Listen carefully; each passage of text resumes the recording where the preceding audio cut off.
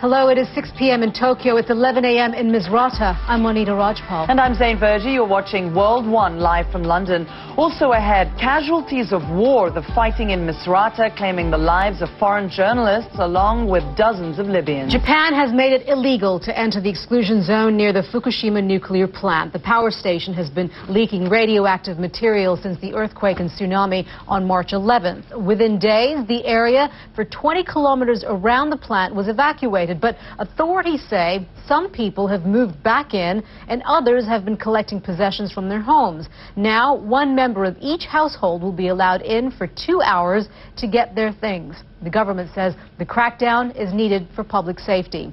CNN Stan Grant is at CNN Tokyo. He joins us now. Stan, we understand that you were just there at the area within the exclusion zone. What did you see? Yeah, Monita, it was interesting actually getting in there. We thought we would only get as far as the checkpoint at the 20-kilometre exclusion zone, but actually we found that the radiation levels around there were at such a low rate that we could actually... Is there a sense then from what you can see and from what you're being able to report is that Tokyo and the Japanese government are not really able to get a real concrete handle on what is actually going on within the Fukushima plant, and in terms of also controlling and managing the fear factor?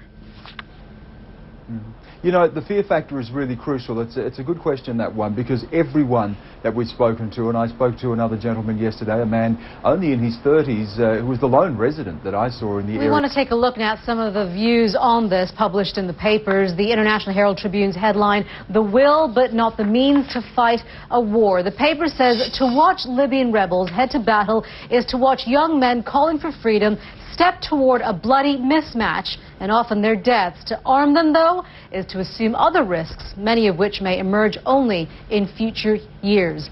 In the United Arab Emirates, the national headline has the rebel plea may reignite debate on UN mandate. It says for the UN, the dilemma pits one of the world body's core principles, respect for national sovereignty, against its mandate to protect the lives of innocents caught up in the wheels of war. And here in the UK, an opinion piece in The Independent with the headline, "This intervention needs to be guided by discretion." The article goes on to say this is in danger of being regarded not as a struggle for self-determination by an Arab nation, but a Western-backed coup. To Libya now, where 2 award-winning photojournalists have been killed while covering the fighting in Misrata. 2 weeks ago, Tim Hetherington was at the Academy Awards. His documentary about the war in Afghanistan had been nominated for an Oscar. He once said he wanted to bring war into people's living rooms so they could understand what it was really like. We get more now on his life from CNN's Becky Anderson. He travelled the globe documenting some of the world's deadliest conflicts. Today is Judgment Day. It's the date that machines attack mankind and take over the world. At least that's what happened in The Terminator. The blockbuster movie picked Thursday, April the 21st, 2011, as the day an evil supercomputer launched its assault on mankind. So from all of us here at CNN, happy Judgment Day. Hey, Monita. Hey, that's great. Oh. Didn't speak too soon. No, happy Judgment Day for you. Now, before you shrug that story off as fiction, here's one thing that might bring it a step closer to reality. iPhones appear to be spying on their owners without their knowledge. The Apple devices are tracking users' locations and storing data about their whereabouts. That's according to a report posted on a site called iPhone Tracker. Adding to that, within the countries that are sending supplies and advisors to Libya, there are growing questions about where the line is being drawn. Barbara Starr explains the worries about mission creep in Libya. Welcome back. He was hired to bring success back to Real Madrid, and the man who once called himself the special one may be living up to his name. Alex Thomas is here to tell us about Jose Mourinho's latest achievement and the day's other top stories, as if they matter. Yes, Monita. Real Madrid's players have won their first trophy under manager Jose Mourinho, lifting the Copa del Rey after beating bitter rivals Barcelona. Getting ugly. Not great. No, not at all. All right, we'll keep our eye on that one. Alex Thomas, thank you very much. World One, live from London. We are coming up on 6 a.m. in New York, noon in Berlin, 7 p.m. in Tokyo.